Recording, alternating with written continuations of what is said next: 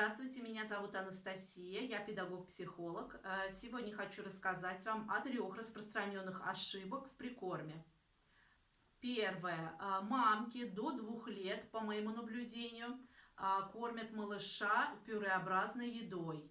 Малыш до 9 месяцев, у него вырабатывается жевательный рефлекс, поэтому до 9 месяцев вы должны научить малыша жевать.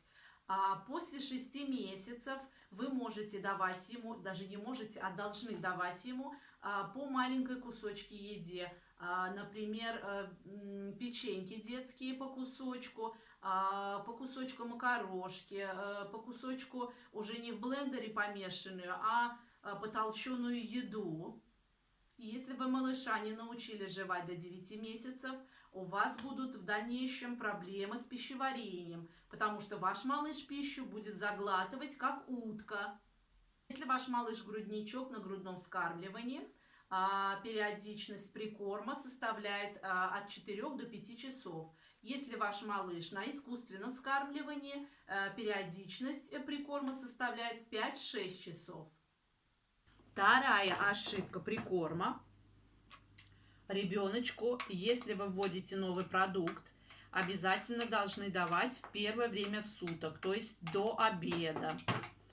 Я малышу сделала маленький кусочек рыбки, положила, буквально одну картошечку положила, одну морковочку и немножечко риса.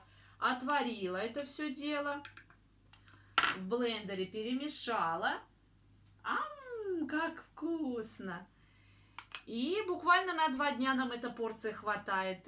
Один раз покушать у нас уходит примерно около 10-8 чайных ложек еды. Вот примерно вот такая порция на 1 раз. Скорее открывай ротик.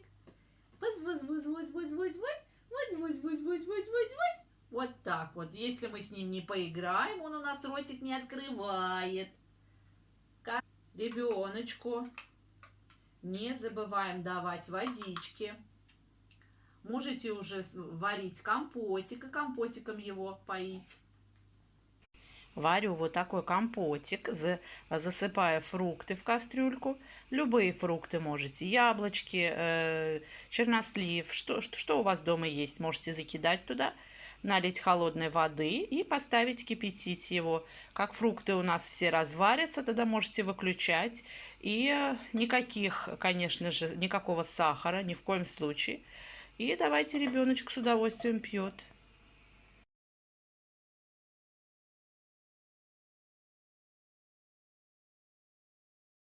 Третье заблуждение в том, что мамки уверены, если они на ночь хорошо, плотно прикормят малыша, он будет хорошо спать.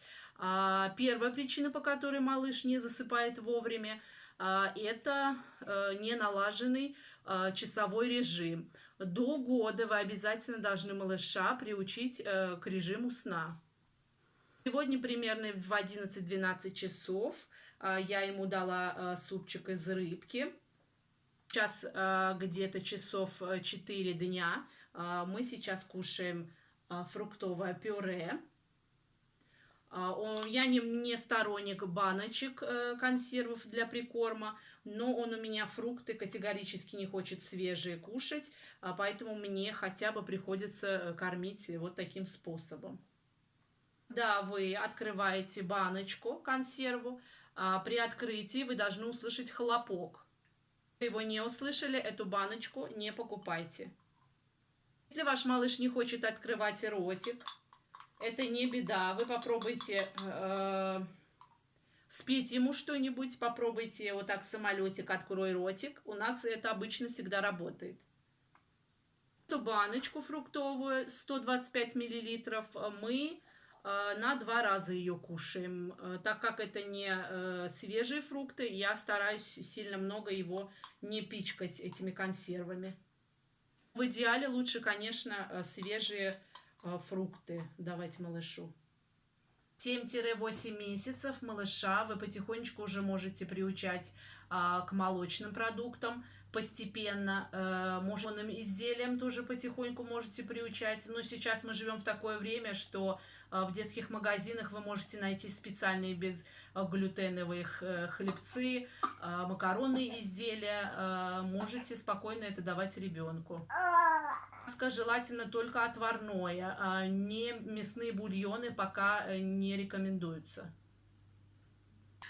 Те, кто живет в Турции, я вот покупаю вот такие печеньки. Это не реклама, это чистое мое мнение. Очень понравился этот состав. Они состоят из козьего молока, пшеничной муки, натуральный растительный сахар, хурмы. Если вам было полезно это видео, поставьте лайки и подпишитесь.